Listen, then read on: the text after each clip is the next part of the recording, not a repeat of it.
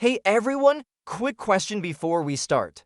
What if I told you that the iPhone 17 Pro Max's camera looks almost the same as last year's, but it actually hides a few surprises that Apple never mentioned? Would you believe me? Stay with me till the end because I promise you'll see this phone differently after watching. I've just come back from Hawaii with hundreds of photos and hours of footage testing the iPhone 17 Pro Max against last year's 16 Pro Max. The palm trees, the beaches, the bright sunsets, the perfect test ground. At first glance, these two phones seem identical, but the story changes once you start shooting. The real difference begins with the new telephoto and front cameras. The new telephoto lens now has a 48-megapixel sensor, up from 12 last year. The sensor is also 56% larger, though the zoom range actually drops from 5x to 4x. It sounds like a downgrade, but the truth is a bit more complicated.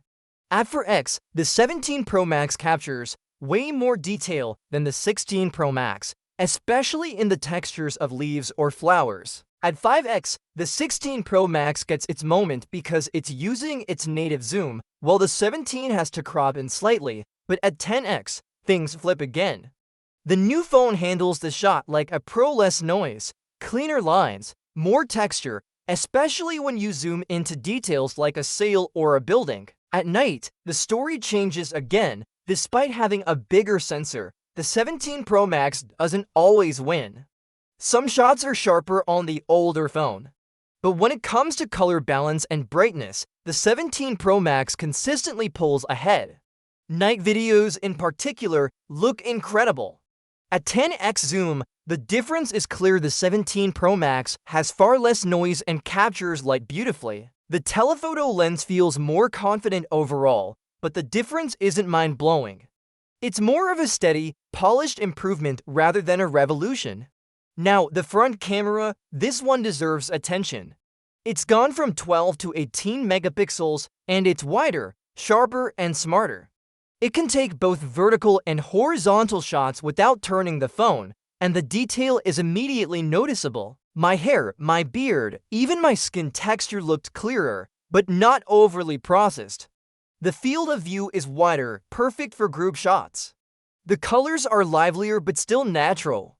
And at night, the 17 Pro Max absolutely crushed the 16 Pro Max. The light on my face looked soft and even, not harsh or noisy.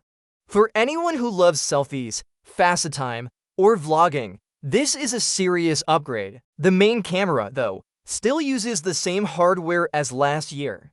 That's disappointing, but Apple has clearly worked on the image processing. In daylight, you won't see much difference, but indoors and in dim light, the 17 Pro Max is sharper and more balanced. Shadows are darker, highlights are smoother, and the overall look feels more natural. It's like Apple tuned the software to make photos feel richer without overdoing them. The ultra-wide camera is where Apple surprised me most. The hardware is the same, but the results are not. The 17 Pro Max now takes 24-megapixel photos by default, while the 16 often sticks to 12. That alone makes the images much crisper and more detailed. Indoors, there's less noise and better clarity. Even night shots are cleaner, with smoother skies and sharper lines. Night video, especially at 4060, is where the 17 Pro Max quietly destroys the 16, less grain, better color, and is stable, clean image. Now, portrait mode tells a different story. The 16 Pro Max actually wins here. Its 5x lens gives you that natural background blur and compression that just looks cinematic. The 17's 4x feels flatter and less dramatic. Even night portraits are cleaner on the 16. It's rare, but this is one area where the older phone takes the lead.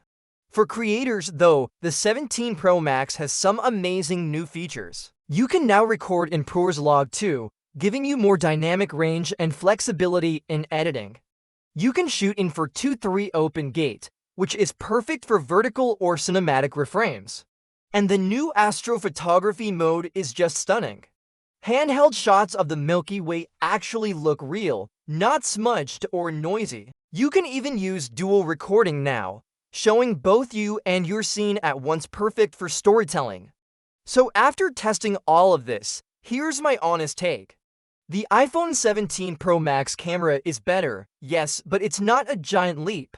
It's a collection of thoughtful refinements.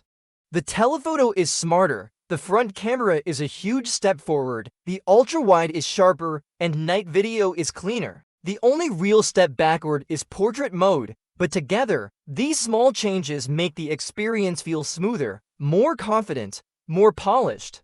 If you already have a 16 Pro Max, you don't need to upgrade. But if you're coming from an older iPhone, the 17 Pro Max feels like a major step up. It's not flashy, it's refined. Sometimes progress isn't about new hardware, it's about perfecting what already works. So what do you think? Would you make the jump or stick with your current phone? Let me know in the comments, and if you enjoyed this, don't forget to subscribe. The next comparison, the 17 Pro Max versus the Galaxy S25 Ultra, is coming soon, and trust me, that one's going to be wild.